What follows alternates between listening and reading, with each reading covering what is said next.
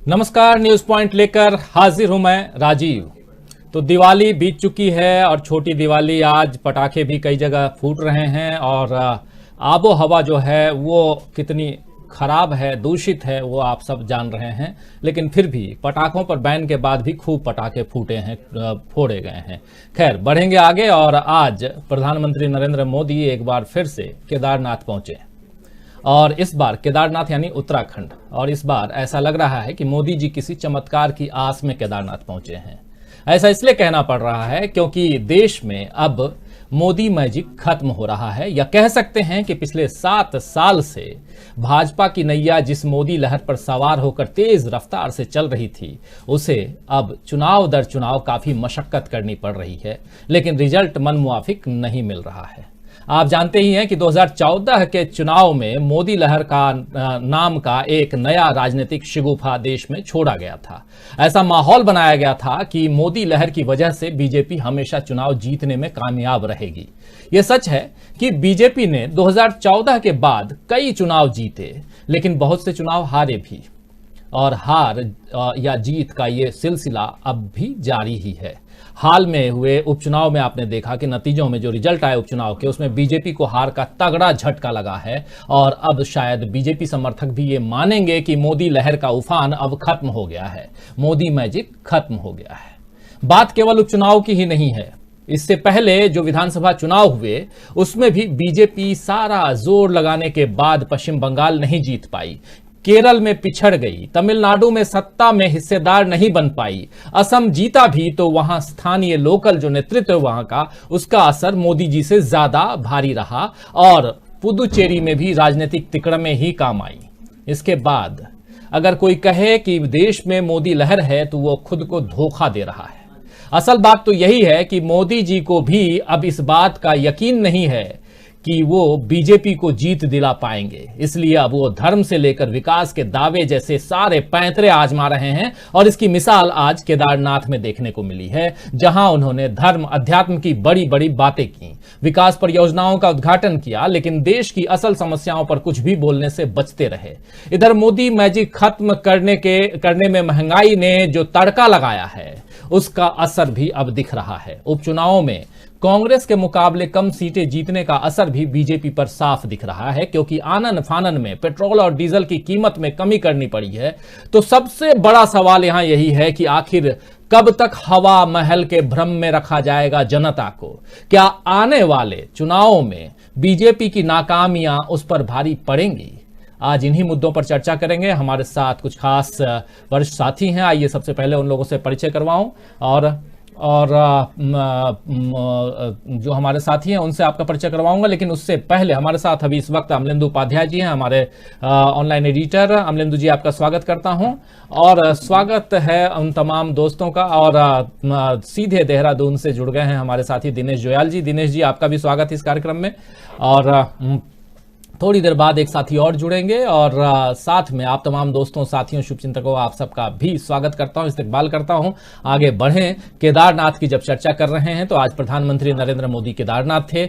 सबसे पहले आइए प्रधानमंत्री नरेंद्र मोदी ने क्या कुछ कहा है उसे सुनते हैं। और बहुत ही बातें ऐसी हैं जो बहुत महत्वपूर्ण है प्रधानमंत्री नरेंद्र मोदी को सुनना। उसको सुनने के बाद चर्चा को आगे बढ़ाएंगे और ये समझने की कोशिश करेंगे कि क्या सचमुच मोदी मैजिक खत्म हो गया है। आइए सबसे पहले प्रधानमंत्री को सुनते हैं। वो सोचते थे कि क्या अब ये हमारा केदार धाम, ये हमारा केदारपुरी फिर से उठ खड़ा होगा क्या? लेकिन मेरे भीतर की आवाज कह रही थी, ये पहले से अधिक आन बान शान के साथ खड़ा होगा।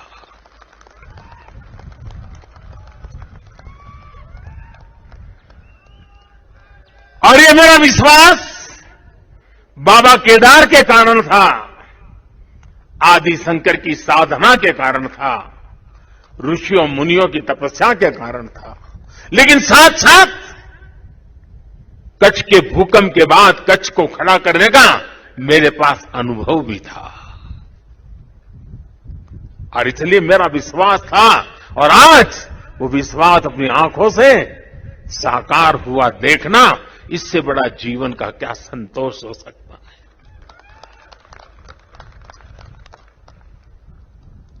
मैं इसे अपना सौभाग्य मानता हूं कि बाबा केदार ने, संतों के आशीर्वाद ने, इस पवित्र धरती ने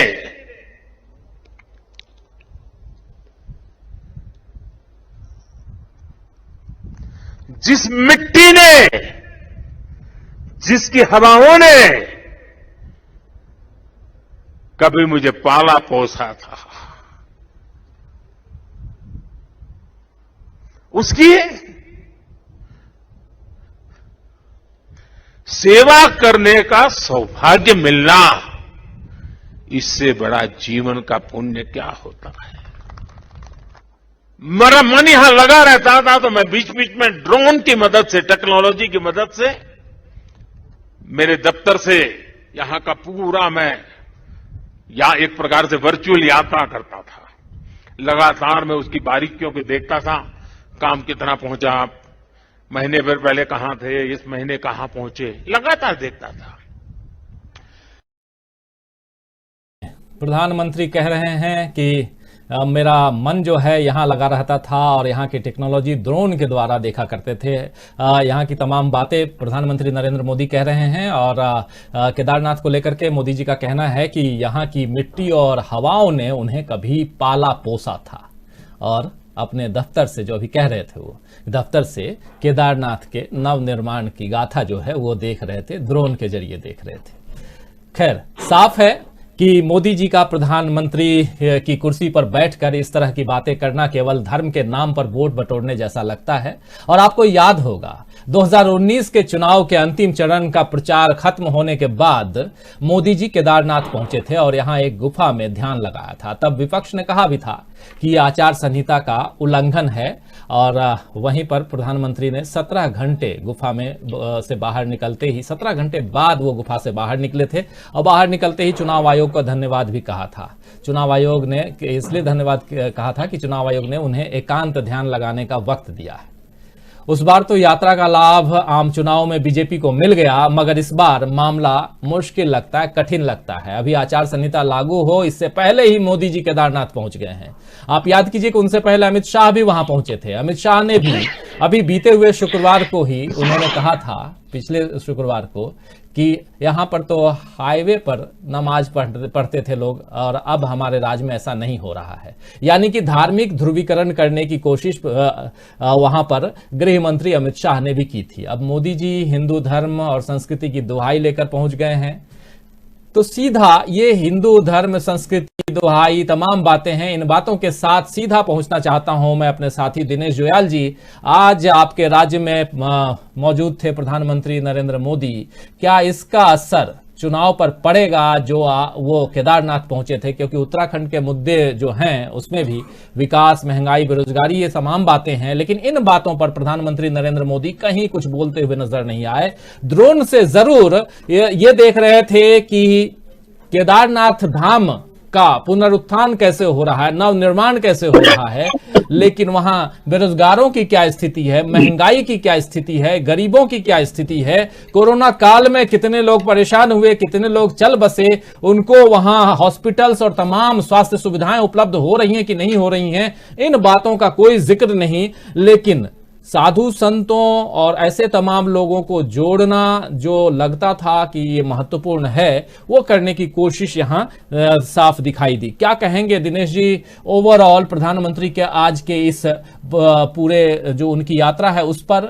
और इसके साथ ही शुरुआत करेंगे हम ये भी जानने की, क्या सचमुच मोदी मैजिक खत्म हो गया है? राजीव जी, आज उत्तराखंड धन्य हो गया और धन्य हो गया हमारे प्रधानमंत्री जी, दिव्य पुरुष, योगी पुरुष, बहुत बड़े साधक, नेता, विश्व अभिनेता यहां विराजमान हुए और उन्होंने अपनी दिव्य दृष्टि से जो 12 फुट ऊंची जो शंकराचार्य जी की जो संकीर्ण प्रतिमा बनी है, उसकी आंखों में उन्होंने दिव्य ज्योति के दर्शन किए। देखिए, ये साधारण मनुष्य ये सब नहीं कर सकता है, इसके लिए ये योगी होना जरूरी है। आपने जिक्र किया था उनकी तपस्या का, तो हमने भी सुना था, लेकिन वो गुफा कहाँ है हमें आज तक पता नहीं चला। इतना जरूर पता चला था कि वहां पर एक गेस्ट हाउस है टूरिज्म का, जहां पर मोदी जी रुके थे और उसके कोने पर उन लोग सॉल ओढ़ के बैठे थे, फोटो वोटो खींची गई थी। तो मोदी जी की तपस्या हो गया, अब तो 17 घंटा भी जुड़ गए, पता नहीं कि कहाँ से है ये सब चीजें हैं। तो मोदी जी बड़े बड़े अपने मतलब दिव्यता के और भव्यता के जो उनके किस्से हैं उनमें एक शुमार हो गया है ये हकीकत है। अब वो कहते हैं साहब वो इस धरती ने पाला है, पोसा है, यहाँ उनको ज्ञान प्राप्त किया है। अब जो मोदी जी की जीवनी पर जो जानते हैं, जो रिसर्च कर रहे हैं, वो बताएंगे कि वो कौन से उनके जीवन के साल थे जब वो उत्तराखंड में तपस्या कर रहे थे। क्योंकि उनका जीवन तो मतलब उनके जीवन के तो बहुत सारी किस्से हैं, वो बाल नरेंद्र से लेकर के यहाँ तक के। तो वैसे ये भी मुझे इसके प्रमाण मुझे तो नहीं मिले, अज्ञात याद में हमारे पास इतना ज्ञान नहीं है कि मोदी जी ने कभी यहाँ पर तपस्या की थी। आज वो कह रहे थे कि उनके अंदर एक ऐसी दृष्टि भी है कि जो जब भी उनको कुछ लगता है कि हो सकता, तो भारत के 130 करोड़ लोगों की आवाज उनके अंदर से बाहर निकलती है और वो उनसे कहती है कि यार छोटे छोटे काल में तो युग पुरुषों ने कई युगों की रचना कर डाली। तो मतलब वो इतने कॉन्फिडेंट है कि वो कई युगों की रचना करने वाले हैं। तो ऐसे यशस्वी, ऐसे तपस्वी प्रधानमंत्री का उत्तराखंड की धरती पर आना वास्तव में बड़े बड़े। उसके बाद प्रधान वो भगीरथ जी आए थे, उनने जो है राजा के सारे पुरखों का अवतरण किया था, गंगा का अवतरण करके, और प्रधानमंत्री जी आए हैं। जितनी बड़ी बड़ी बातें हमारे प्रधानमंत्री जी ने वो मतलब हमें लग रहा है कि हमारा भारत जो वास्तव में बहुत महान देश है और हम सब लोग हैं हमारे पास है।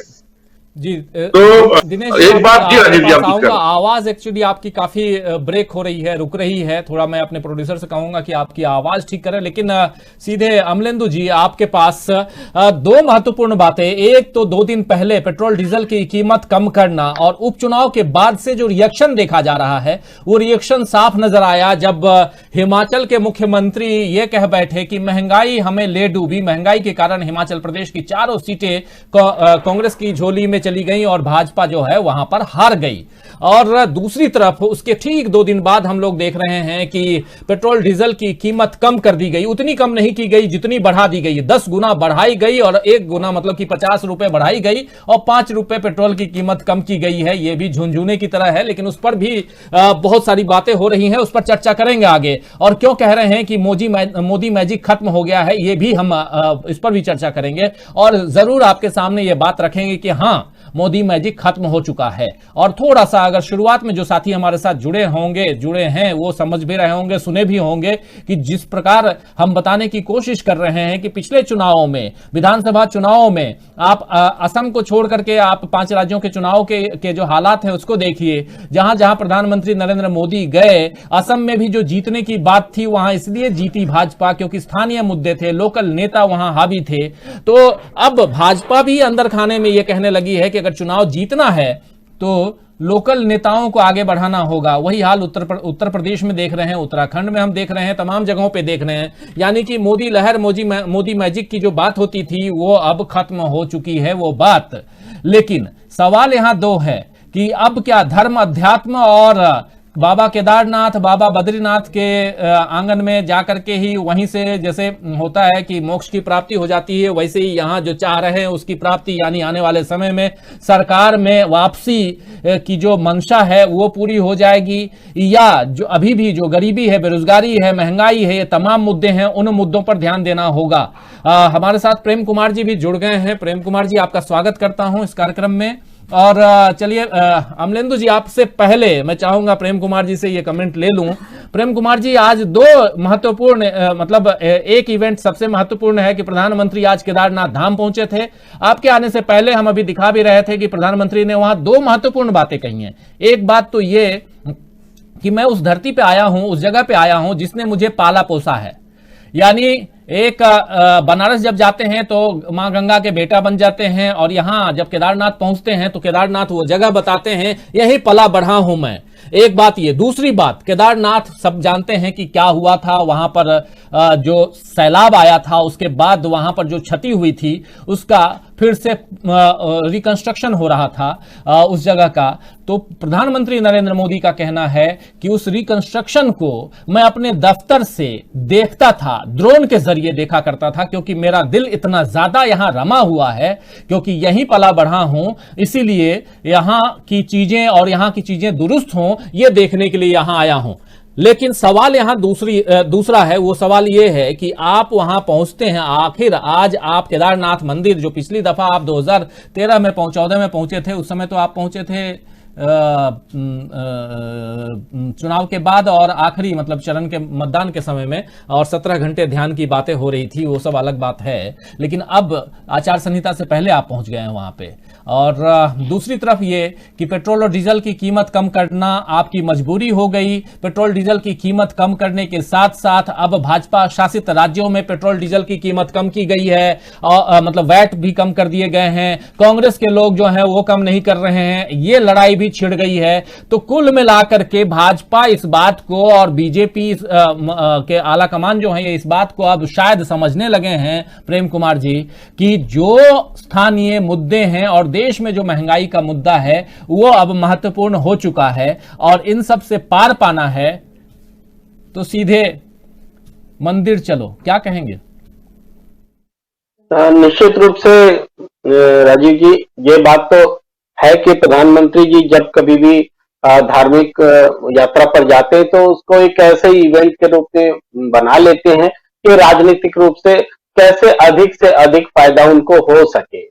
और हम सब भी, या फिर पूरे विपक्ष या फिर विश्लेषक, सब लोग उसी बात पर हम चर्चा कर रहे होते हैं।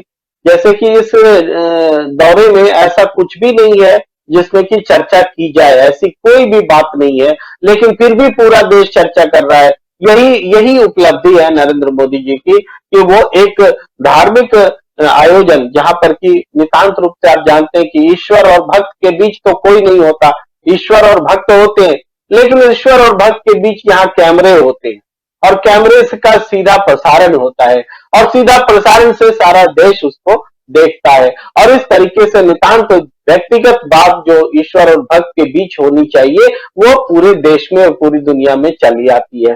तो इसका पूरा प्रयोजन ही बिल्कुल बदल जाता है। चलिए, केदारनाथ में जो आपदा आई उसके बाद उसका पुनरुद्धार जरूरी था, और उसको प्रधानमंत्री नरेंद्र मोदी जी ने अपनी निगरानी में पूरा कराया। तो ये एक देश के लिए बड़ी उपलब्धि होनी चाहिए, लेकिन इसको बताने के लिए आप वहां पहुंचते हैं, और 2013 से 2021 है, 7-8 साल का समय है, और आप बताते हैं कि ये हमने निगरानी करके अपनी निगरानी में बनवाया है। तो ये एक तो अगर बनवाया भी है तो ये उनका धर्म और कर्तव्य है। और दूसरी बात है कि इसका आप प्रचार प्रसार जिस रूप में कर रहे हैं, इसलिए ये चर्चा का विषय हो जाता है। वहां से प्रधानमंत्री जी ये भी कहते हैं कि हम पलायन रोकेंगे। एक महत्वपूर्ण बात ये भी कही है कि हम पलायन रोकेंगे, लेकिन पलायन किसका, कहां, ये तो देखने की जरूरत है।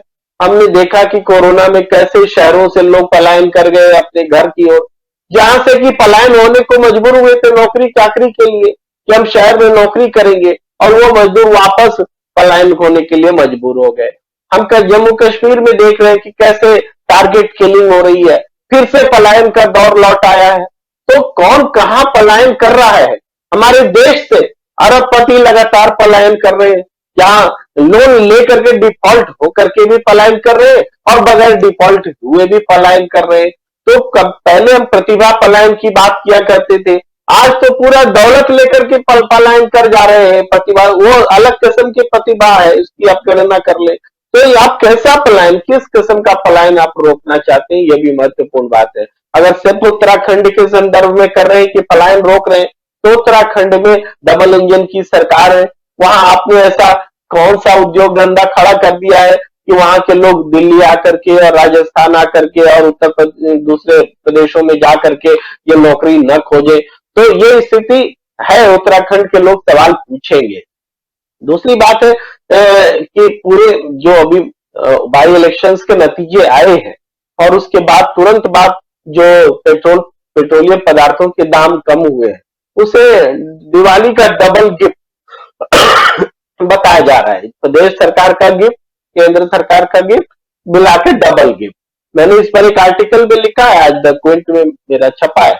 मैंने कि इसको क्यों डबल गिफ्ट बोला जाए। 26 रुपए अगर दाम बढ़ा देते हैं। एक टीवी चैनल में भी पत्रकार पूछ रहे थे कि ये एक डबल गिफ्ट है, तो मैंने उनसे कहा कि पत्रकार महोदय, आपकी सैलरी आपके संस्थान में 26 रुपए घटा दी जाए और फिर दिवाली के समय में 5 रुपए बढ़ा दी जाए, तो क्या आप दिवाली गिफ्ट मान करके ताली बजाएंगे? अगर आप बजाते हैं तो हम देशवासियों को भी बजाना चाहिए, बिल्कुल। तो ये वही स्थिति है कि 26 रुपए बढ़ाते हैं और 5 रुपए घटा देते हैं, फिर स्टेट से भी घटवाते हैं और कहते हैं कि ये डबल दिवाली गिफ्ट है। जबकि पूरा आंकड़ा देख लीजिए राजीव जी, आश्चर्य होगा। 2014 में उत्पाद शुल्क कितना था और आज कितना है, पेट्रोलियम पर कितना था और आज कितना है। घटा देने के बावजूद आज 6 गुना ज्यादा उत्पाद शुल्क वसूला जा रहा है, 6 गुना ज्यादा। तो ये जो स्थिति बनी हुई है उत्पाद शुल्क वसूल करके, आप अगर वास्तव में दिवाली गिफ्ट देना चाहते थे तो इसको जीएसटी के दायरे में लाते। जीएसटी के दायरे में लाने में आपको किसने रोका है? हाँ, राज्यों का भी होता है, उसमें राज्यों का स्टेक होता है। राज्य अपनी चिंता व्यक्त करते हैं कि अगर जीएसटी के दायरे में लाएंगे तो हमारा इतना राजस्व का नुकसान होगा, उसकी भरपाई के बारे में भी आपको यह करना चाहिए, क्योंकि जीएसटी का कॉन्सेप्ट जो है देशव्यापी कॉन्सेप्ट है। केंद्र सरकार का एक सहमति के आधार पर राज्यों के साथ सहमति ली गई थी और लाया गया था। उसको कंपनसेट करने का भी प्रावधान है, जो पिछले दिनों नहीं हुआ था तो राज्य अपनी दावेदारी जता रहे थे। लेकिन जब हम पेट्रोलियम पदार्थ को जब तक जीएसटी के दायरे में नहीं लाएंगे, तब तक पेट्रोलियम के माध्यम से जो लूट हो रही है, ये लूट को नहीं रोका जा सकता। एक बेसिक बात बोलना मुझे जरूरी लगता है कि पेट्रोलियम पदार्थ को लेकर के पहले हमारी सरकारों का क्या रुख होता था। हम उसके उतार से प्रभावित लेना चाहते थे और इसके लिए तेल पुल घाटा होता था। बजट में एक अलग से कि सरकार घाटा सह लेगी लेकिन दाम को उतार चढ़ाव को नियंत्रित रखेगी ताकि महंगाई नियंत्रित रह सके। लेकिन इस चीज को बदल दिया गया। ये आज स्थिति ये है कि ये मुनाफे का एक सोर्स हो गया। आपको ये भी याद दिलाना जरूरी है हमारे दर्शकों के लिए कि जब नरेंद्र मोदी जी की सरकार आई थी, उस वक्त हमारे देश का जो कच्चा तेल का आयात होता था तो वो 67% था। तो नरेंद्र मोदी जी ने क्षमा कीजिए 77% था। नरेंद्र मोदी जी ने कहा था 10% घटा के 67% पर हम इसको लाएंगे। तो हम लोगों को अच्छा लगा था। उस समय सोलर एनर्जी, इलेक्ट्रिक वाहन, इस सब का बहुत प्रचार प्रसार हुआ था। लगा था कि देश कच्चे तेल पर जो डिपेंडेंसी है घट जाएगी, पेट्रो डॉलर बचने लगेंगे और हमारी इकोनॉमी का जो सबसे बड़ा बुरी बात है वो है, उस पर हम हट जाएंगे उससे। लेकिन क्या हुआ, जब नरेंद्र मोदी जी की सरकार को लगा रही है तो मुनाफा कमाने वाली जगह है, तो उन्होंने मुनाफे के नजरिए से देखा, घाटा हटा दिया, तेल पुल घाटा वाला युग चला गया और इसको मुनाफा वसूली करना शुरू कर दिया। लगातार एक्साइज ड्यूटी बढ़ाते चले जाना, अंतरराष्ट्रीय मूल्य में गिरावट आई तो उसका फायदा जनता तक नहीं पहुंचने देना, उसको भी लूट लो, उसको भी रख लो। नतीजा ये हुआ कि आयात बढ़ते बढ़ते 84% हो गया। राजीव जी, बहुत चिंताजनक स्तर है कि पेट्रोलियम जिसका लक्ष्य 67% हम रख रहे थे, आज 84% नरेंद्र मोदी जी की सरकार अपने विजन से उलट गई। तो इसका खामियाजा देश भुगत रहा है। तो जब आप पेट्रोल डॉलर लुटा रहे हैं दुनिया को और हमारी जनता पर उसका बोझ पड़ रहा है महंगाई के तौर पर, 100 रुपए से ज्यादा की कीमत है, घटा देने के बावजूद वो कम नहीं रही है, तो ये जो घपला है इसको कौन समझाएगा? इसको हम कैसे दिवाली गिफ्ट माने? ये मेरी समझ में नहीं आता कि इसको दिवाली गिफ्ट कहेंगे। तो दिवाला गिफ्ट है, ये दिवाला गिफ्ट है। आज आप मेरे फिर आप रोज बढ़ाते चले जाएंगे और एक मुश्त फिर उसको राजनीतिक कारण से दर्शाएंगे।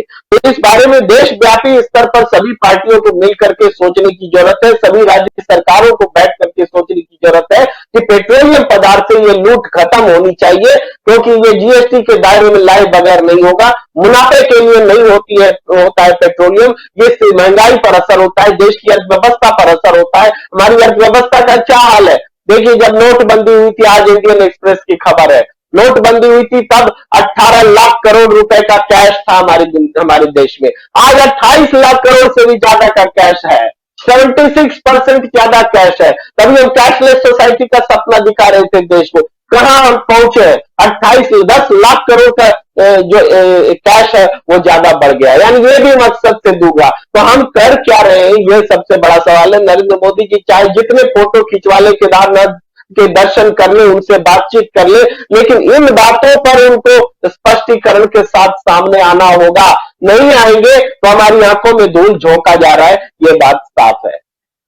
जी बिल्कुल। दिनेश जी, एक बार फिर से आपके पास आना चाहूंगा। आप अपनी बात रख रहे थे, अचानक आपकी आवाज थोड़ी सी ब्रेक हो रही थी, इसलिए थोड़ा आपको रोकना पड़ा था। अपनी बातों को आगे बढ़ाते हुए ये थोड़ा सा बताइए कि क्या सचमुच अब ऐसा लग रहा है कि बीजेपी और मोदी सरकार जो है वो उसमें एक डर, एक भय चुनाव हारने का वो दिखाई देने लगा है? राजीव जी, ये सच है। हम हिमाचल के बगल में बैठे हुए हैं, हिमाचल ने अपना संदेश दे दिया है। 3 विधानसभा के उपचुनाव में और लोकसभा के एक उपचुनाव में भाजपा को बहुत करारी हार मिली है। उत्तराखंड की जो सियासत है और उत्तराखंड का जो जनमानस है वो बहुत कुछ हिमाचल से मिलता जुलता है, और हम भी हर चीज में हिमाचल से अपनी तुलना करते हैं। आज जो मोदी जी का आना था और जो उनका प्रेजेंटेशन था, जैसे मैंने कहा कि ऐसा लग रहा है कि उत्तराखंड पे कृपा बरस गई है भगवान जी की, और जिस तरह उन्होंने अपने आप को प्रेजेंट किया कि मैं तो मतलब महातपस्वी, महाज्ञानी, सब कुछ मैं ही हूं। मैं उनका हमेशा ही रहता है, वो इतना प्रबल मैं है कि उसको कई बार हम इरिटेट भी होते होंगे लोग बात, लेकिन अब लोग माफ करें, लेकिन हमारा अपना ऐसा ही फील आता है, हम क्या कर सकते हैं। तो अब मोदी जी के सब कुछ खिचड़ी पका लेते हैं, अच्छे ओरेटर हैं, अच्छी बात करते हैं, अच्छे अभिनेता हैं, पूरा कैमरा क्रू उनका बहुत जबरदस्त है। जो आज उत्तराखंड में उनका प्रेजेंटेशन था, जगह जगह उसका लाइव प्रसारण हुआ। भारतीय जनता पार्टी ने पूरी व्यवस्था कर रही तो उत्तराखंड की जनता मोदी जी को लाइव सुने, तो लोगों ने, और जिस तरह कृपालु होकर के वो बता रहे थे कि भाई अब उत्तराखंड में तो अगला दशक उत्तराखंड का है, यानी पता नहीं यहां क्या होने वाला है। वो कह रहे हैं साहब कि उत्तराखंड का पानी और उत्तराखंड का जवानी अब यही के काम आएगा। ये हम बचपन से इसी कहानी को सुनते आ रहे हैं कि यार यहाँ के काम नहीं आता। अब उत्तराखंड का पानी कैसे, क्या रोकने की कोई उन्होंने व्यवस्था कर ली है, भगवान जाने। पलायन तो खैर ये हर सरकार बोलती है, मोदी जी भी बोलते हैं, सब बोलते हैं, वो किसी के बस की बात है नहीं रोकना। जो हालात है यहाँ पर, जिस तरह से उत्तराखंड के खासकर जो पहाड़ी राज्यों की अपेक्षा है, पलायन में होना ही होना है। मोदी जी ये भी देख रहे हैं दिव्य दृष्टि की, जब उत्तराखंड में जो 4 धाम यात्रा इस समय बहुत ही वहां रिकॉर्ड टूट रहे हैं। अरे यहाँ सड़कें टूटे महाराज, 4 धाम रोड जिसे आप कह रहे हो कि सब जो ऑल वेदर रोड है, वो ऑल विनाश रोड है। पूरे साल पूरा सीजन भूस्खलन तबाही में गुजर गया, और मोदी जी को वहां आगे बढ़ते हुए दिखाई दे रहे हैं। मोदी जी कह रहे हैं कि साहब अगले 10 साल में इतने टूरिस्ट वहां जाए, इतने यात्री वहां जाएंगे जितने 100 साल में नहीं गए। कैसी बातें करते हैं मोदी जी, कितनी बड़ी बातें करते हैं, क्या ये संभव है? कहां जाएंगे वो यात्री? अगर ऐसा होता है तो उसका नतीजा क्या होगा? क्या आप इस हिमालय की फजी जान रहे हैं, हिमाचल की नाजुकता को नहीं जान रहे हैं, और आप पहले जा रहे हैं, एक ही पहले ऐसा लग रहा है कि आप विकास सब कुछ आप ही सोच सकते हो, बाकी कोई सोच। यहाँ के पर्यावरण, यहाँ के वैज्ञानिक सब बकवास हैं। सिर्फ और सिर्फ वो विकास जो अभी आपने जो 400 करोड़ जो आपने जो वहां लगाए हैं, लेकिन इतना ही बता देते कि महाराज की वो जो 8,000 करोड़ का जो के बाद मंजूर हुआ था, उसके 4,000 करोड़ कहां हैं, वो भी तो दे दो। उत्तराखंड मांग रहा है उन पैसों को, वो भी दे दो। वो उत्तराखंड का हिस्सा भी आपने दिया ही नहीं है, रिलीज नहीं हुआ पैसा आपने। और यहां तो आपने प्रेजेंटेशन दे दिया भाई, अब केदारनाथ के कल धाम कपाट बंद होने वाले हैं, अपना हिसाब किताब सुनाना था, आपने सुना दिया। इस बहाने आप काशी भी ले आए, मथुरा भी ले आए, राम जी को भी ले आए, अयोध्या को भी ले आए। आज बस बाबा जी की सजावट अच्छी हो गई, बाबा जी खुश हुए होंगे मोदी जी पे। 18 मिनट पूजा करी है उन्होंने साहब, और क्या कहते हैं, कई क्विंटल 18 कितने क्विंटल जो है पुष्प गए हैं यहाँ से वहां पुष्प सजाने के लिए कि प्रधानमंत्री जी आ रहे हैं। ये एक अच्छी बात हुई कि अभी तीर्थ पुरोहितों ने यहाँ के जो महान मुख्यमंत्री हैं उत्तराखंड के, जिनको हटाने के बाद 2 एफजी मुख्यमंत्री फिलहाल के काम चलाव रखे गए हैं। त्रिवेंद्र सिंह जी, उनको तो भगा दिया था लोगों ने, वहां जाने नहीं दिया था केदारनाथ बाबा में, लेकिन वो चले गए। मुख्यमंत्री प्रधानमंत्री जी ने दर्शन कर लिए, बहुत अच्छी बात है, बड़े भव्य ढंग से हुए हैं। तो ये अभी आप देख रहे हैं, ये ब्रेकिंग देख रहे हैं। वानखेड़े से लिए गए सभी केस देखेंगे। संजय सिंह आर्यन केस से हटाए गए समीर वानखेड़े।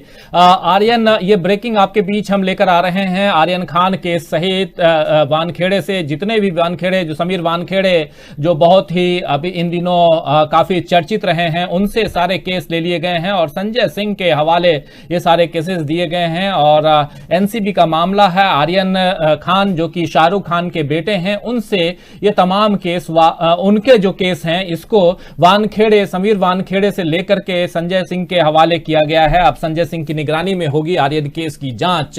ये अभी आपके सामने हम ब्रेकिंग लेकर आ रहे हैं। ये ब्रेकिंग खबर चर्चा के दौरान आप तक हम पहुंचाते हैं। जैसा दोस्तों आप जानते हैं, तो ये एक ब्रेकिंग है कि आर्यन खान के से रिलेटेड जो केस हैं, वो उससे अब समीर वानखेड़े हटा दिए गए हैं। न सिर्फ आर्यन खान, तमाम ऐसे केसेस जिसकी जांच पड़ताल समीर वानखेड़े कर रहे हैं, उनको हटा करके उनकी जगह पर संजय सिंह के हवाले किया गया है। एक बड़ा कदम है, लेकिन महत्वपूर्ण इसलिए क्योंकि आर्यन खान जो शाहरुख खान के बेटे हैं, वो फंस चुके हैं। यहां हम चर्चा दूसरी कर रहे हैं।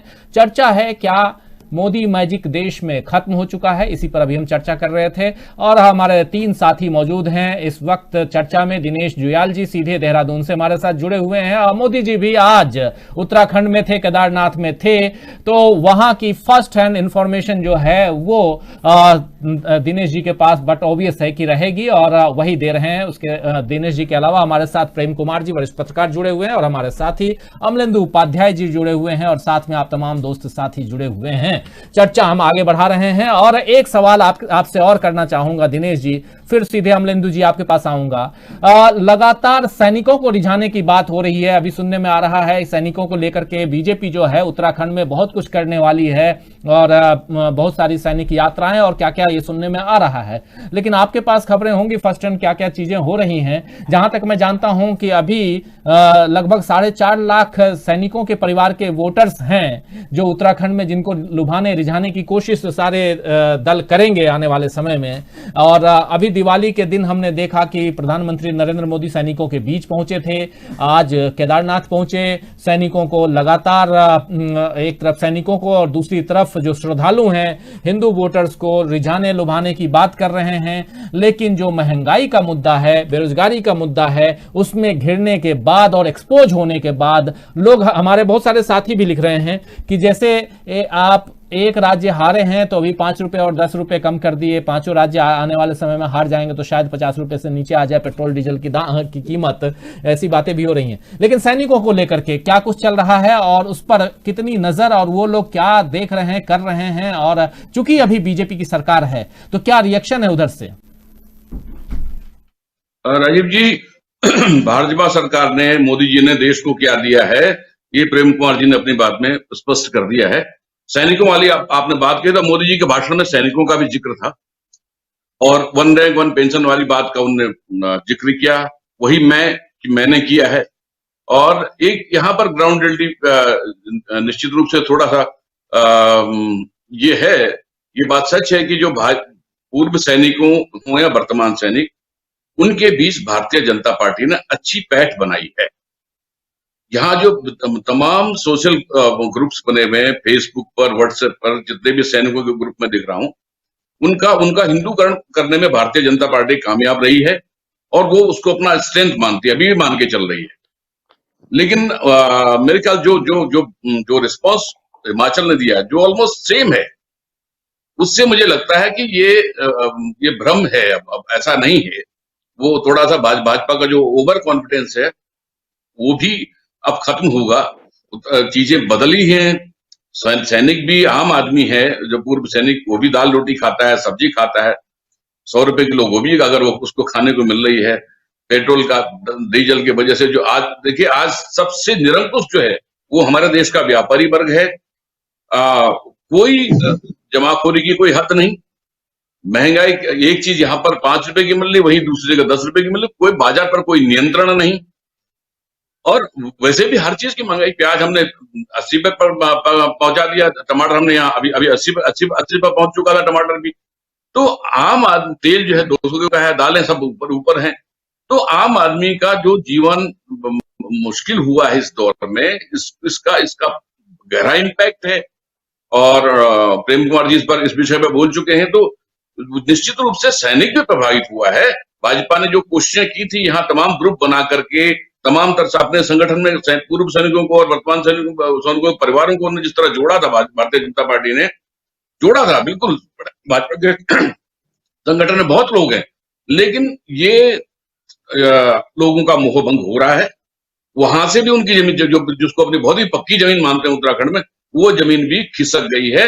और इसीलिए मोदी जी को आज उन्होंने शायद ही कोई तीर छोड़ा होगा। जो भी उत्तराखंड की धरती में आकर के जो भी वो बोल सकते थे, जो भी कनेक्ट यहाँ के हैं, उन सारे हथियारों को इस्तेमाल कर लिया है। और भारतीय जनता पार्टी ने उसका प्रचार भी बहुत बढ़िया ढंग से किया है। उनका प्रसारण घर घर पहुंचाने की पूरी व्यवस्था यहाँ पर उत्तराखंड में की गई थी। लेकिन जनता बहुत दुखी है साहब, बहुत बुरी गुजर रही है, और उसका असर दिखाई देगा। जो 2022 जो मोदी जी कह रहे हैं ना, 2022 की बजाय, मुझे नहीं लगता है कि उनका सपना इस बार उत्तराखंड वाले पूरा कर पाएंगे। जी राजीव जी। अमलेंदु जी, एक खबर और आ रही है कि चूंकि पेट्रोल डीजल की कीमत कम कर दी गई है और इससे सरकार को काफी घाटा होगा एक्साइज ड्यूटी कम करने से, तो जो नवंबर तक प्रधानमंत्री गरीब कल्याण योजना के तहत जो अनाज बांटे जा रहे हैं गरीबों को, वो नवंबर के बाद उसे खत्म कर दिया जाएगा। यानी कि गरीबी जो है वो या तो देश से खत्म हो जाएगी, गरीब रहेंगे ही नहीं, इसलिए नवंबर के बाद से गरीबों को जो मुफ्त अनाज है वो अनाज बांटना बंद, या ये है कि अब आप अपने हिसाब से रहिए, जैसे जिंदा रहना है रहिए या मरना है मरिए। ये दिखाई दे रहा है। दूसरी बात, क्या आपको लगता है कि जिस प्रकार ये अमलेंदु जी, जिस प्रकार भाजपा और सरकारें, भाजपा की सरकारें तिलमिलाई हुई हैं सिर्फ और सिर्फ उपचुनाव के नतीजे से, आने वाले समय में और भी बहुत कुछ देखने को मिलेगा क्या? या जो अभी चल रहा है पेट्रोल डीजल की कीमत और कम करेगी सरकार क्या, या कुछ और योजनाएं लाएगी क्या कुछ है? और पहली और सबसे इंपॉर्टेंट सवाल यहां पर यह है कि क्या ये जो तिलमिलाहट है ये उस मैजिक के, उस लहर के खत्म होने का इशारा है? देखिए राजीव जी, बिल्कुल प्रधानमंत्री नरेंद्र मोदी जो है वो जनता की नब्ज भी अच्छी तरीके से समझते हैं, इसमें कोई दो राय नहीं है। हम लोग मतलब उनसे कोई भी असहमत हो वो एक अलग बात है, असहमत होना, लेकिन जनता की नब्ज पकड़ना जो है प्रधानमंत्री नरेंद्र मोदी अच्छे से जानते हैं और वो उसमें पारंगत हैं। और इस तरीके का कोई दूसरा नेता इस समय भारत में नहीं है जो इतनी अच्छे तरीके से जनता की नब्ज को पकड़ सके। तो जाहिर सी बात है कि जब प्रधानमंत्री जनता की नब्ज पकड़ना जानते हैं, तो प्रधानमंत्री ने जब जनता की नब्ज पकड़ी तो ये समझ भी लिया कि प्रधानमंत्री के खिलाफ गुस्सा जनता का अब बहुत ज्यादा बढ़ता जा रहा है। प्रधानमंत्री इस बात को भांप चुके हैं। उपचुनाव अगर बीच में अभी ना भी होते और ये उपचुनाव के परिणाम अगर नहीं भी आते, तब भी प्रधानमंत्री नरेंद्र मोदी जो है वो इस चीज को अच्छी तरीके से भांप जाते कि अब जनता में नाराजगी बढ़ रही है। जो प्रधानमंत्री जनता की नब्ज पकड़ना जानते हैं, वो तो ये बैरोमीटर जो है समझिए बीच में कहा गया उपचुनाव जो है, उस बैरोमीटर ने ये संकेत दे दिया कि जनता की नाराजगी बहुत ज्यादा बढ़ चुकी है, और खासतौर से वो प्रदेश जहां भारतीय जनता पार्टी सत्ता में है, तो वहां के संदेश तो निश्चित तौर पर भारतीय जनता पार्टी के खिलाफ और प्रधानमंत्री नरेंद्र मोदी के खिलाफ ही समझे जाएंगे। क्योंकि जब सब जगह फेस जो है प्रधानमंत्री होते हैं हर चुनाव में, तो जो भी जनता का परिणाम आएगा, जो जनता अपना जनादेश देगी, वो प्रधानमंत्री के ही पक्ष या विपक्ष में होगा। तो इसलिए जो भी जनादेश आया है वो प्रधानमंत्री के विरोध में ही आया है। सबसे पहली बात तो ये, तो प्रधानमंत्री अच्छे तरीके से इस बात को समझ चुके हैं। दूसरा, जो प्रधानमंत्री आनंद फानंद केदारनाथ पहुंचे हैं और जिस तरीके से उन्होंने सेवा शुश्रूषा भगवान की है और इतना बड़ा आध्यात्म जो है वो बताया है, उन्होंने बड़ा लगाव बताया है भगवान के साथ में, तो असल में ये जो प्रधानमंत्री भी थोड़ी सी गलती कर गए, तो वो गलती ये कर गए कि उन्हें ध्यान नहीं रहा कि गोवा तो बहुत छोटा सा राज्य है, उत्तर प्रदेश के लखनऊ के बराबर उसकी आबादी नहीं है, और उत्तर प्रदेश बहुत बड़ा राज्य है और उत्तराखंड भी बहुत बड़ा राज्य है, दोनों जगह चुनाव होने हैं। अब वहां जाके पोक के साथ जो पप्पी झप्पी सब ले ली, बाइबल को जो चूम लिया और हाथों से माथों पे लगा लिया, तो उसका उल्टा परिणाम जो है उत्तर प्रदेश उत्तराखंड में ना हो जाए। तो चूंकि प्रधानमंत्री जनता की नब्ज पकड़ना जानते हैं, तो प्रधानमंत्री को गलती समझ में आ गई कि मैं जो ये कर बैठा हूं, बाइबल को जो लगा लिया है, इसका जो है वो अब जो है नुकसान जो है वो उत्तर प्रदेश में कहीं ना हो जाए। तो इसलिए जो है वो तुरंत केदारनाथ पहुंचे और भगवान शिव जी से उन्होंने जो थी वो क्षमा याचना की कि हे प्रभु माफ करो, और मैं तो भक्त आपका हूं, ईसा मसीह का भक्त तो मैं हूं नहीं। वो तो गोवा का मुझे ध्यान रहा था केवल चुनाव वहां है, मुझे वहां जाके रोम में जाकर के ये याद ही नहीं रहा कि ये जो है चुनाव उत्तर प्रदेश उत्तराखंड में भी है। तो इसलिए प्रधानमंत्री वहां पहुंचे। लेकिन प्रधानमंत्री जो है मतलब भगवान शिव की आराधना करें और केदारनाथ का जो है सैटेलाइट से सब कुछ देखें वहां जाकर के कि कैसा काम चल रहा है कैसा नहीं चल रहा है। तो मुझे लगता है प्रधानमंत्री अब सैटेलाइट से देख रहे होंगे कि कैसा काम चल रहा है, तो सैटेलाइट से ये भी देख रहे होंगे कि कोरोना से लोग जो किस तरीके से मर रहे हैं उत्तराखंड में, ये भी सैटेलाइट से तो दिखाई दे रहा होगा ना। जब आपको मंदिर दिखाई दे रहा था सैटेलाइट से, तो लोग मरते हुए दिखाई दे रहे होंगे, अस्पतालों में लाइनें लग रही हैं, ऑक्सीजन नहीं मिल रही है, ये भी प्रधानमंत्री को दिख रहा होगा। तो लेकिन इसके साथ साथ एक कल जो एक खबर आई है राजीव जी, वो बड़ी बेचैन करने वाली है। मुझे लगता है कि हर शिव भक्त का और हर सच्चे हिंदू का जो है उस पर खून खोलना चाहिए। अब वो खबर ये है कि अखबार की खबर है, और ये खबर है कि लंदन की अर्न्स एंड यंग कंपनी जो है वो काशी विश्वनाथ धाम का संचालन करेगी। और ये निर्णय जो है वो श्री काशी विश्वनाथ विशिष्ट विकास परिषद की बैठक में लिया गया है, और विदेशी कंपनी जो है अब वो बाबा विश्वनाथ का बनारस में जो है वो सब संचालन करेगी। यानी पूरे हिंदुस्तान में 130 करोड़ की आबादी में हिंदुओं का कोई ट्रस्ट, भारतीय कोई ट्रस्ट ऐसा नहीं मिला जो बाबा विश्वनाथ की सेवा शुश्रूषा कर सके। ईस्ट इंडिया कंपनी जिस देश से है उस देश की कंपनी जो वो आकर के बाबा विश्वनाथ का संचालन करेगी। मुझे लगता है कि ये हिंदुओं के साथ छल है और हिंदुओं का इस पर खून खोलना चाहिए। दूसरा, प्रधानमंत्री गए जब केदारनाथ, तो मुझे लगता है कि एक आस्थावान हिंदू होने के नाते ही गए होंगे, भारत के प्रधानमंत्री होने के नाते नहीं गए होंगे, ऐसा मुझको लगता है। क्योंकि प्रधानमंत्री जो बता रहे हैं कि उनका जो है बहुत पालन किया है बाबा केदारनाथ ने और बहुत उनको बढ़ाया है, उनका पालन पोषण किया है, तो वो हिंदू होने के नाते गए होंगे और अपना कर्ज उतारने के लिए गए होंगे भगवान के पास भी। भगवान तुम्हारी मेरे को बड़ी कृपा रही, मैं कर्ज उतारने के लिए आया हूं। तो मुझको लगता है कि ये एक नैतिक जिम्मेदारी और एक धार्मिक जिम्मेदारी बननी चाहिए प्रधानमंत्री की कि अपनी यात्रा पर होने वाले खर्च को अपने निजी उससे वहन करें और सरकार के खर्च पे जो है इसको ना डाला जाए, क्योंकि वो उनकी निजी यात्रा थी प्रधानमंत्री की। और ऐसा अच्छा नहीं लगता है, मतलब ये एक तरीके से राजनीतिक भ्रष्टाचार भी है और धार्मिक भ्रष्टाचार भी है कि आप निजी यात्रा पर सरकार का पैसा खर्च करें। तो मुझे लगता है कि प्रधानमंत्री इस पर जरूर गौर करेंगे और धोखे में जो पैसा खर्च हो गया सरकार का वो अब निश्चित तौर पर जो है सरकार के खजाने में जमा कराएंगे। तो प्रधानमंत्री को ऐसा करना चाहिए, मुझे लगता है आस्थावान हिंदू होने के नाते निश्चित तौर पर करना चाहिए। बाकी अब ये कि पेट्रोल डीजल की कीमतें घटाई हैं तो क्या आगे भी ऐसा कुछ घटाएंगे? देखिए, प्रधानमंत्री हैं, कुछ भी कर सकते हैं। सरकार बनाना उत्तर प्रदेश में, उत्तराखंड में और बाकी राज्य हैं उनमें जरूरी है। तो अब चूंकि बैरोमीटर जो है वो उपचुनाव हुए, उन्होंने एक संकेत दे दिया कि जनता जो है महंगाई से बहुत त्रस्त है। और जैसा मैंने पहले ही कहा कि जनता ये समझ चुकी है कि ये महंगाई जो है अपने आप नहीं बढ़ रही है, प्रधानमंत्री की जो नीतियां हैं और इस सरकार की जो नीतियां हैं उन नीतियों के कारण जो है ये महंगाई बढ़ रही है। और जनता इस बात को समझ रही है कि ये जानबूझ की महंगाई जो बढ़ाई जा रही है और ये कोरोना की आड़ में जिस तरीके से, भाई अगर महंगाई बढ़ रही है और नुकसान हो रहा है तो आम जनता का ही क्यों हो रहा है? अडानी जी की संपत्ति और अंबानी जी की संपत्ति क्यों बढ़ जा रही है कोरोना के लॉकडाउन के पीरियड में?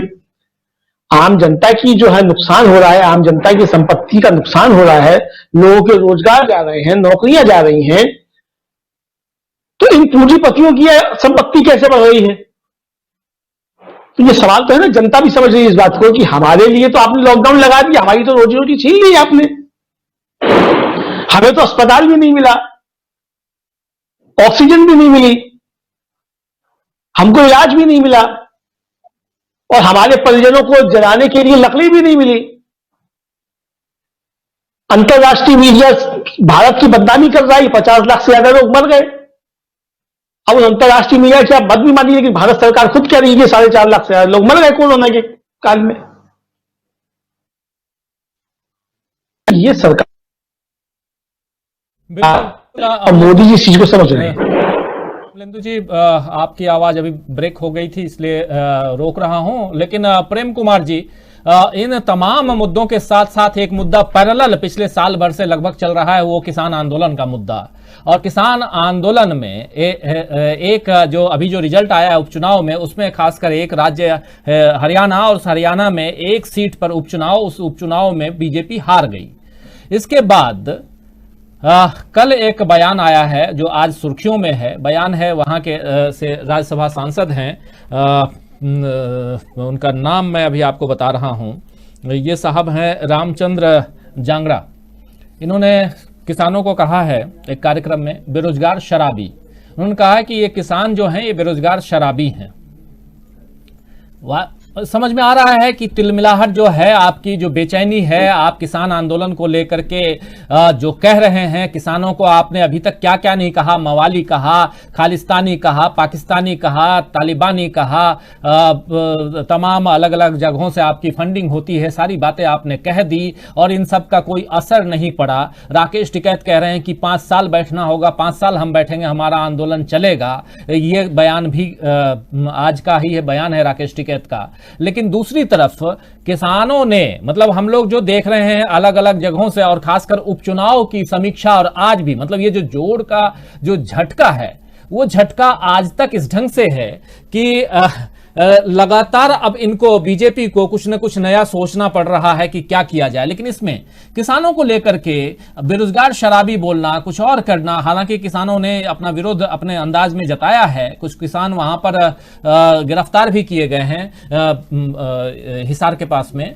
लेकिन सवाल ये उठता है कि आने वाले समय में जो उत्तराखंड है, यूपी है, पंजाब है, हरियाणा है, इन सब में चुनाव होगा, खासकर पंजाब, उत्तराखंड और इसमें यूपी में तो अभी अभी चुनाव है। इसका असर जो हम अभी देख रहे हैं उपचुनाव में, और उसके बाद जो किसानों के ऊपर इस ढंग की जो बातें हो रही हैं, इससे पहले भी लखीमपुर खीरी कोई पुराना मामला नहीं है, वो उसका केस भी अभी चल ही रहा है। इन सब को भी जो एक मोदी मैजिक की बात हम कर रहे हैं, उस मोदी मैजिक में, जो मोदी मैजिक को डाउन करने में किसान आंदोलन भी एक अहम भूमिका है, ये जरा समझना चाहता हूं आपसे।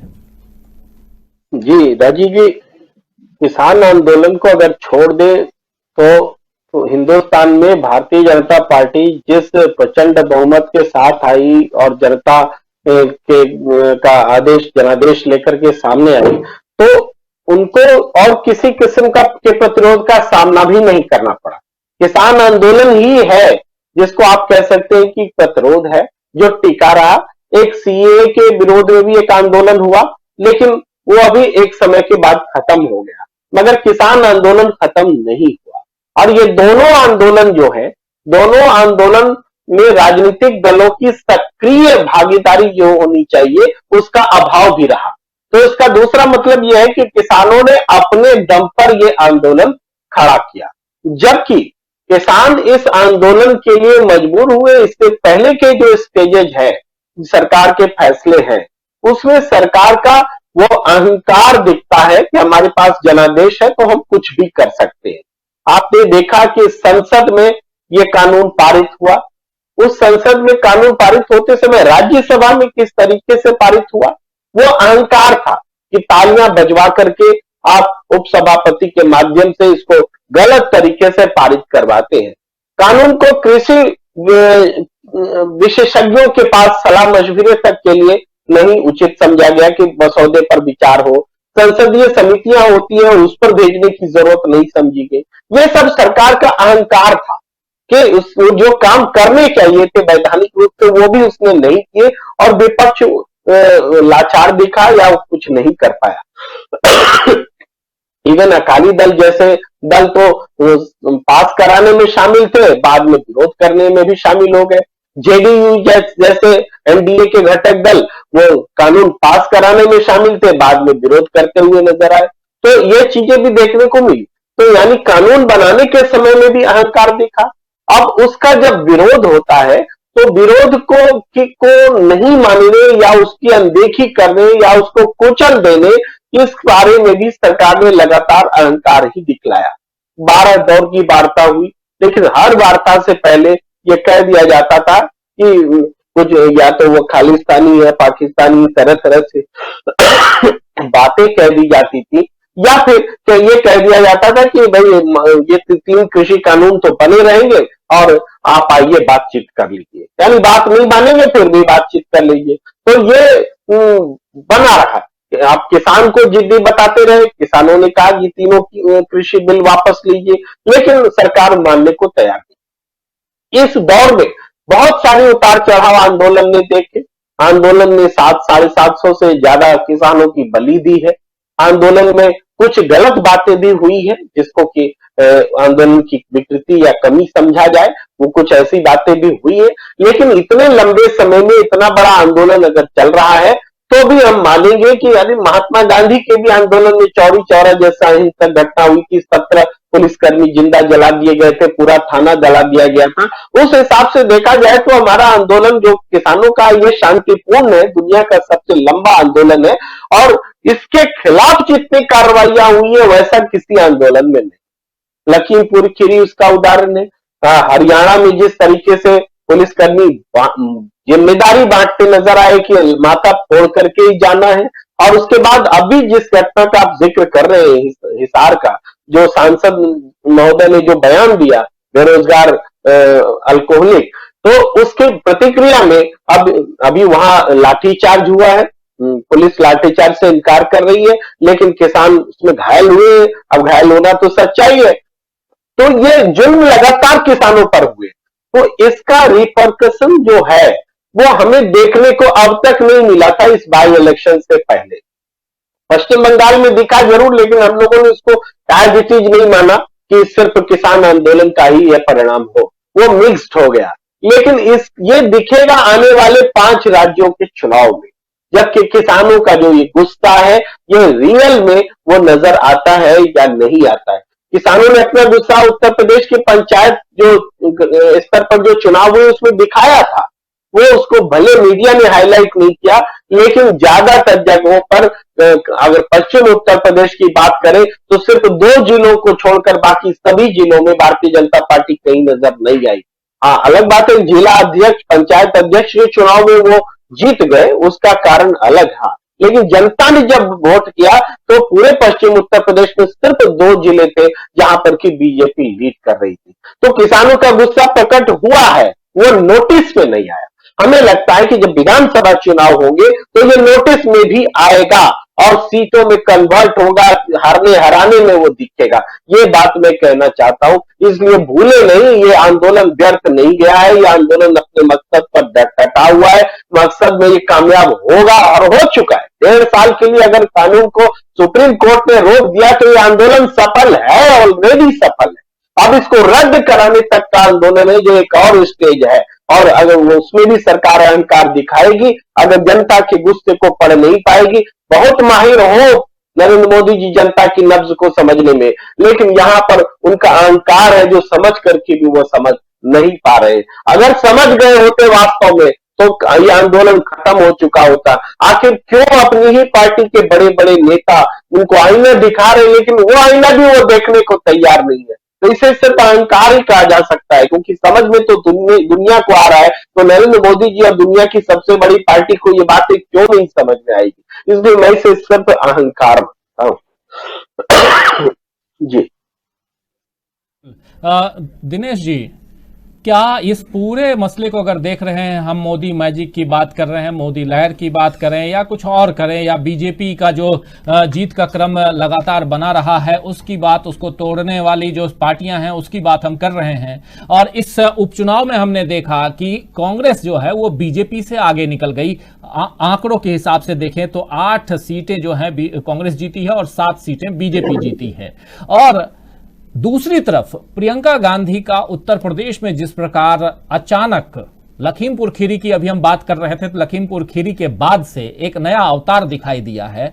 क्या यह भी एक बड़ा झटका माना जाए बीजेपी के इस पूरे जो एपिसोड जो पिछले दिनों गया है उसमें बीजेपी के डाउनफॉल का, और साथ साथ अब जो पेट्रोल डीजल की कीमत में लगातार जो बढ़ोतरी कर रहे थे, बढ़ाए जा रहे थे, लेकिन कहीं से भी किसी की बात चीख पुकार जो है वो सुनने के लिए आप तैयार ही नहीं थे, और आनन फानन में आपको अगर ये गिराना पड़ा तो क्या कहेंगे? ये विधानसभा उपचुनाव की बात जो अभी हम लोग जो कह रहे हैं कि कुल 14 राज्यों में जो चुनाव हुए थे उसमें से 14 राज्य, इसलिए बता रहा हूं कि इसमें से एक जो नागालैंड है वहां पर जो चुनाव है निर्विरोध, मतलब 30 सीटों की जगह पे एक सीट उन लोगों ने निर्विरोध जीत लिया। वहां पर पूरी सरकार एक ही पार्टी, मतलब पूरी की पूरी विपक्ष नाम की कोई चीज नहीं है। लेकिन अब बच गए 13 राज्य, 13 राज्यों में 29 कुल सीटें, और उसमें से भाजपा जीती 7 सीट, कांग्रेस जीती 8 सीट, और लोकसभा में देखिए एक शिवसेना और कांग्रेस अभी गठबंधन में है, ऐसे देखा जाए तो 2, लेकिन कांग्रेस 1, बीजेपी 1 और शिवसेना 1। तो ये जो रिजल्ट आप देख रहे हैं, ये उपचुनाव के देख रहे हैं, ये बहुत कुछ कहते हैं। इसी पर हम चर्चा कर रहे हैं, और इसका जो परिणाम जो दिखाई दे रहा है, और प्रियंका गांधी का पदार्पण जो उत्तर प्रदेश में हुआ है एक अलग अंदाज में और एक अलग नैरेटिव के साथ में, उसका भी असर इन तमाम चीजों पे पड़ता हुआ दिखाई दे रहा है। बीजेपी के जो अंदर खाने में जो परेशानी है, खलबली मची हुई है, उस पर क्या आपको दिखाई देता है कि हाँ, प्रियंका गांधी भी एक असरकारक मुद्दा है वहां पे? जी राजीव जी, देखिए माहौल ऐसा है। देखिए प्रेम कुमार जी ने बहुत बढ़िया सलीके से बात बताई है, उन्हें शब्द का इस्तेमाल किया, अहंकार। आज हमारे उत्तराखंड में जब हमारे माननीय प्रधानमंत्री जी भाषण झाड़ रहे थे, तो कांग्रेस पार्टी जो है यहाँ शिवालय में जलाभिषेक कर रही थी। हरीश रावत जी कह रहे थे कि साहब चूंकि शंकर भगवान को जो है अहंकार पसंद नहीं है और वो उसमें उनको गुस्सा आता है, इसलिए हम शिव जी को जो शांत कर रहे हैं, उनको जलाभिषेक कर रहे हैं। ये प्रतीकात्मक बहुत अच्छा मुझे उनका वो लगा, ये हरीश रावत जी का, और सच यही है। देखिए अगर प्रियंका जी को उत्तर प्रदेश में जमीन मिलती हुई दिखाई दे रही है, अपोजिशन को जमीन मिलती हुई, भाजपा जिस तरह से गई, आप 29 में से 7 देख लीजिए, तो ये जो जमीन खिसक रही है भाजपा की, उसकी सबसे बड़ी वजह है उनका अहंकार। भगवान शंकर के वो बड़े उपासक हैं, ठीक है साहब, उनकी बड़ी कृपा होगी। आशुतोष है, शंकर भगवान बोलते हैं, वो थोड़ी सी पूजा में प्रसन्न हो जाते हैं, तो मोदी जी में प्रसन्न हो गए होंगे। शंकर शंकर, आज कुछ ऐसा कुछ मोदी जी कह रहे थे, लेकिन भगवान शंकर के जितने भी किस्से हैं आप देखेंगे, वो तो भस्मासुर को भी वरदान दे देते हैं, वो तो रावण को भी आशीर्वाद देते हैं, लेकिन फिर इनका इनकार का विनाश भी करते हैं शंकर भगवान। तो मुझे लगता है कि ये जो देखिए किसानों की जो पीड़ा है, जो है वो आम जन की पीड़ा है। आखिर उनकी मेहनत की रोटी हम लोग खाते हैं, और जो जिन शब्दों का इस्तेमाल किया गया, जो साजिशें हुई कि किसान को आक्रामक बना दो और उसको कुचल दो उनको, ताकि वो आक्रामक हो जाए। साजिश करता कौन? गृह राज्य मंत्री का बेटा, और जो बाद में फिर गृह मंत्री के साथ में घूमते हैं। गृह मंत्री कौन? जो कश्मीर का मुद्दा हो, सीए का मुद्दा हो, एनआरसी का मुद्दा हो, तमाम मुद्दे ही मुद्दे हो। अब नया मुद्दा देखिए महाराष्ट्र में क्या हो रहा है। तो जो वो हम जो करेंगे जिससे जो बनता कर लो, वो इस राजनीति, इस तरह की राजनीति करने के आदी हैं। और वही क्यों, योगी जी का अहंकार, उत्तराखंड में त्रिवेंद्र सिंह का अहंकार, ये अहंकार ही अहंकार चारों तरफ से बोल रहा है, और इस अहंकार ने भारतीय जनता पार्टी की जड़ें खोखली कर दी हैं। जिन राजनीतिक दलों के पास, राजनीतिक शक्तियों के पास को लग रहा था कि हमारे पास मैदान नहीं है, उनको मैदान मिलता हुआ दिखाई दे रहा है। प्रियंका को मैदान दिख रहा है, वहां पर बनता हुआ उत्तर प्रदेश में थोड़ा उनको मैदान मिल रहा है, एक जगह बन रही है। मैं ये तो नहीं मानता हूं कि कांग्रेस जो है अपने बहुमत से सरकार बनाएगी उत्तर प्रदेश में, लेकिन कांग्रेस अपनी जमीन कुछ न कुछ वापस लेगी, ये हम मान के चल रहे हैं। और उसकी वजह जितना कांग्रेस का अपना प्रयास है, उससे ज्यादा भारतीय जनता पार्टी के नेगेटिव पॉइंट्स हुए जा रहे हैं। और इन नेगेटिव पॉइंट्स में सबसे बड़ा जो उनका पॉइंट है, वो उनका अहम है। वो अपने आप को परम ब्रह्म समझ बैठे हैं। अब देख लीजिए ना, मोदी जी जाते हैं और कभी अभी विदेश से लौट के आए, इस बार फिर एक रेटिंग आई कि मोदी जी सर्वश्रेष्ठ है दुनिया में।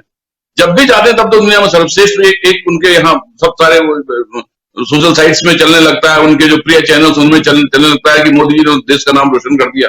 अब कितना रोशन कर दिया, वो टाइम मैगजीन में भी हम पढ़ते हैं, है ना, उधर भी देखते हैं। हम खुद अपनी आंखों से देख रहे हैं कि कितना नाम रोशन कर रहे हैं मोदी जी हमारे देश का। तो उनका अपना करिश्मा है, उनको लगता है कि इन्हीं करिश्मों से, इन्हीं अभिनयों से, इन्हीं नौटंकियों से सब कुछ होता रहा है। अभी तक हुआ है, तब आगे भी हो जाएगा। मुझे लगता है वो भ्रम टूटने का वक्त आया है। और जिस तरह किसान ने इस अगर बिल्कुल मैं प्रेम कुमार जी की बात से सहमत हूं कि किसान ने इस देश को बहुत बड़ा संबल दिया है। इस बार जो इस टूटते हुए देश को बहुत बड़ा संबल दिया है। इन्होंने जिस तरह एनआरसी सीएए के विरोधियों को तोड़ा है और इस बार भी किसान को जिस तरह तोड़ने की कोशिशें हुई, तो ये बहुत बड़ा संबल हमें जमीन से मिला है, इस मिट्टी से मिला है, जो उस मिट्टी से खेलते हैं, इस मिट्टी से अन्न उपजाते हैं, उनसे मिला है। तो ये छोटी मोटी ताकत नहीं है, ये बड़ी ताकत है और ये जमीन ही हिलाएगी, उनकी जमीन खिसकाएगी। मुझे तो लग रहा है कि भारतीय जनता पार्टी का उनका जो मद है वो उनको बेदखल करने जा रहा सत्ता से, मुझे तो पूरा दिख रहा है।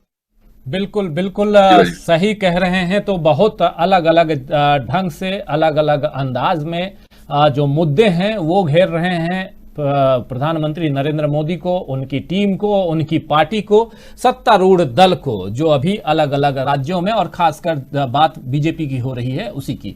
अमलेंदु जी, एक सवाल के साथ में इस कार्यक्रम को खत्म करना चाहूंगा जल्दी से, क्योंकि 8:02 हो चुका है देख रहा हूं। सवाल यह है कि आपने तो कम कर दिया 10 रुपए 8 रुपए जो भी आपने कम किया अलग अलग राज्यों में, बीजेपी शासित राज्यों में कम, जो चूंकि आपकी मजबूरी है आपने कम किया है, पेट्रोल डीजल के दाम में कटौती की है। लेकिन आप जो दूसरे राज्यों में जो कांग्रेस शासित राज्य हैं, खासकर 3 ही राज्य हैं, उस पर क्यों हमलावर है बीजेपी?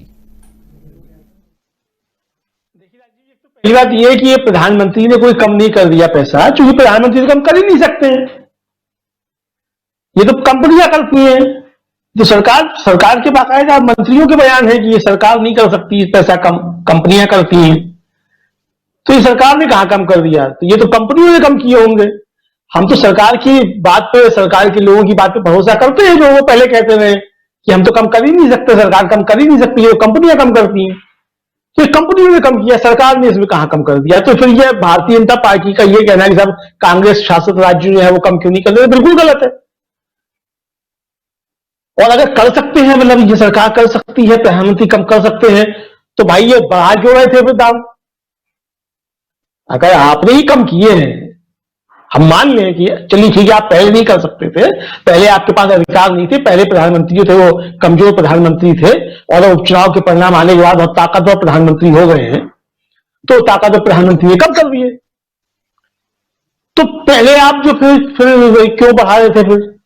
तो ये भी सवाल है ना। तो मुझे लगता है कि जिस तरीके के मतलब बयान और जिस तरीके के सवाल और जिस तरीके के तर्क भारतीय जनता पार्टी के लोग देंगे, तो उसके प्रत्युत्तर तर्क भी उसी तरीके के होंगे, कोई अलग से तो आएंगे नहीं। तो आप कहें कि साहब वो छत्तीसगढ़ जो है वो कम क्यों नहीं कर देता, और राजस्थान कम क्यों, पंजाब कम क्यों नहीं कर देता? ठीक है, नहीं कर रहे, वो उनकी अपनी होगी मत रहे कम। लेकिन आपकी सरकारें जो आज कम कर रही हैं, उत्तर प्रदेश अगर कम कर रहा है, तो भाई ये 4 साल तक कम क्यों नहीं किया? मध्य प्रदेश ने क्यों नहीं किया 4 साल तक कम? आप ही थे, डबल इंजन की सरकारें हैं जहां डबल इंजन की सरकारों की बात कर रहा हूं। तो अगर छत्तीसगढ़ की, राजस्थान की, पंजाब की सरकार जो है वो जनता का खून चूस रही है, ये मान लिया गया भारतीय जनता पार्टी के लोगों के तर्क के आधार पे कि ये 3 सरकारें जो वो जनता का खून चूस रही है, इसलिए पेट्रोल और डीजल के दाम बढ़े हुए। तो भाई ये 4 साल तक जो डबल इंजन की सरकारें थी, ये जनता का खून क्यों चूस रही थी? तो ये वही तर्क है, उनकी तर्क, मतलब ये मेरे अपने कोई तर्क नहीं, ये उनके भी तर्क है, उन्हीं के आधार पर मैं कह रहा हूं। सबसे बड़ी बात यह है जो मैं फिर कहना चाहता हूं, मैंने पहले भी कहा कि जनता ये बात अच्छे तरीके से समझ चुकी है कि ये महंगाई जानबूझकर बढ़ाई जा रही है और प्रधानमंत्री के जो मित्र हैं उनको फायदा पहुंचाने के लिए ये सब जो किया जा रहा है। और सबसे बड़ी बात जो है, तो जिस तरीके से टोल टैक्स बढ़ाए जा रहे हैं, डीजल पेट्रोल के दाम बढ़ाए जा रहे हैं, जाहिर सी बात है कि उससे बसों के किराए बढ़ेंगे, उससे ट्रेन के किराए बढ़ेंगे, और जब ये सब किराए बढ़ेंगे तो लोगों को आवाजाही में परेशानी होगी। ऐसा नहीं है कि पेट्रोल का दाम बढ़ने से केवल गाड़ी जो चलाते हैं उनको ही जो है नुकसान होता है, या बाइक चलाने वालों को ही नुकसान होता है। जो आप बस में सफर करते हैं, जो आप ट्रेन में सफर करते हैं, उनको भी नुकसान होता है, उनकी भी जेब पर असर पड़ता है। और इसके साथ जो माल ढुलाई होती है, उस माल का दाम बढ़ता है। जिस ट्रक का भाड़ा मान लीजिए 50,000 रुपया लगता है, कहीं का, तो वो जब दाम बढ़ता है तो 50,000 से 70,000 हो जाता है उसका भाड़ा। और वो 70,000 जब भाड़ा है तो जाहिर सी बात है कि जो चीज 5 रुपए किलो मिल रही थी वो 7 रुपए किलो मिलना शुरू हो जाती है। तो ये 5 रुपए से जो 7 किलो मिलना शुरू हो जाती है, तो ये 7 रुपया कौन भुगतान करता है? ये प्रधानमंत्री तो नहीं करते, भारतीय जनता पार्टी तो नहीं करती, ये आम जनता इसका भुगतान करती है। वो सिर्फ पेट्रोल महंगा खरीद के ही इसका भुगतान नहीं करती है, वो आलू खरीदती है तब भी उसको उसका भुगतान करना पड़ता है, वो आटा खरीदती है तब भी उसका भुगतान करने लगता है, वो साबुन खरीदती है तब भी उसको इसका भुगतान करना पड़ता है। तो आप पेट्रोल पे 1 रुपया बढ़ाते हैं और आम जनता जो है वो अपने बजट में उसका जो है वो 10 से 20% जो है महीने का खर्च बढ़ जाता है। तो जनता ये समझ रही है कि ये महंगाई बाकायदा बढ़ाई जा रही है और जनता को परेशानी देने के लिए बढ़ाई जा रही है, ये किसी राष्ट्र हित में महंगाई नहीं बढ़ाई जा रही। और अगर पूंजीपतियों के हित ही राष्ट्र हित है तो फिर ये व्याख्या कर देनी चाहिए सरकार को कि पूंजीपतियों के हित जो है वही राष्ट्र हित है और राष्ट्र हित में जनता जो पूंजीपतियों के सामने तक मसला हो जाए। मुझको ऐसा लगता है कि ऐसा नहीं है। बिल्कुल बिल्कुल सही कह रहे हैं। और अब तो डिमांड ये भी है कि एलपीजी की कीमत भी आप कम कीजिए। घरेलू जो गैस चूल्हे जो हैं जिससे आप खाना बनाते हैं उसकी कीमत भी कम कीजिए। हमारे साथी लिख भी रहे हैं और कई जगह से जो अपोजिशन के लीडर्स हैं वो भी प्रधानमंत्री को चिट्ठी लिख रहे हैं, कह रहे हैं कि भाई, और बहुत महत्वपूर्ण बात यह है कि हाँ, अभी तक जब कीमतें बढ़ रही थी तो आप कह रहे थे वो तो कंपनियों के द्वारा कंट्रोल कीमतें हैं और उस हिसाब से बढ़ रही हैं, घट रही हैं, लेकिन आज आपने घटा करके ये बता दिया है कि आप घटा सकते थे। तो आप जब घटाना था तब क्यों नहीं घटाया? आपने जनता को बिल्कुल सड़क पे लाकर छोड़ दिया और अब कहते हैं कि लो मक्खन खा लो। तो कहां तक ये कौन करेगा, कैसे करेगा और कहां तक जायज है, ये समझने की बात है। तो बहुत सारी बातें हैं और इस देश ने भूख से काफी मौतें देखी हैं, इस देश ने तड़प तड़प कर मरते हुए लोगों को देखा है, इस देश ने लचर व्यवस्था देखी है और आज भी देख रहा है ये देश। इसलिए अब भी जो हुक्मरान हैं उनको संभलना चाहिए और जनता 5 साल के लिए 10 चुन करके भेजती है। दोबारा फिर अगर आप नहीं काम करते हैं आपको कुर्सी से उतार देती है। लेकिन जो भी आए, जो भी बैठता है, उसको कम से कम देश के बारे में सोचना चाहिए। और ये तो सुनने में आ ही रहा है, शायद आप लोग भी सुन रहे होंगे कि अंबानी साहब जो हैं वो शिफ्ट हो रहे हैं लंदन। पता नहीं कितनी सच्चाई है, लेकिन यही खबर आ रही है कि मुकेश अंबानी जी लंदन चले गए हैं या जाने वाले हैं। तो ये सारे व्यापारी जो हैं वो लंदन क्यों चले जाते हैं, ये भी बड़ा सवाल है। इस पर भी कभी चर्चा करेंगे। हमारे तीनों साथी, आप लोगों ने समय निकाला इस बहुमूल्य चर्चा के लिए, बहुत धन्यवाद देता हूँ। प्रेम कुमार जी, आपको बहुत धन्यवाद। दिनेश जोयाल जी, बहुत धन्यवाद आपको। और अमलिंदु उपाध्याय जी, आपको भी बहुत धन्यवाद कि आप तीनों इस फेस्टिवल के समय जुड़े। आप लोगों को दिवाली और दिवाली के बाद के तमाम जो त्योहार हैं उसके लिए बहुत शुभकामनाएं आप तीनों को देता हूं। और तमाम साथी हमारे साथ जो जुड़े हुए हैं, अपनी अपनी बातों को, अपने विचारों को रख रहे हैं और अलग अलग ढंग से मैं देख रहा हूं। जैसे मोहम्मद अशरफ आलम है जो लिख रहे हैं कि जब गृह मंत्री नमाज के नाम पर लोगों को उकसाते हैं तो इस देश में अमन कहां बचेगा। नफरत के पुजारी सत्ता में बैठे हैं, ये सब इनका किया धरा है। बिल्कुल नफरत कहीं भी नहीं फैलाई जानी चाहिए और ये बात बिल्कुल सही है। असलम चिश्ती लिख रहे हैं कि देश में हुए लोकसभा और विधानसभा के उपचुनाव में अन्यायकारी भाजपा का मतदाताओं ने सूपड़ा साफ कर दिया। उचित कार्य के लिए मतदाताओं को बहुत बहुत बधाई।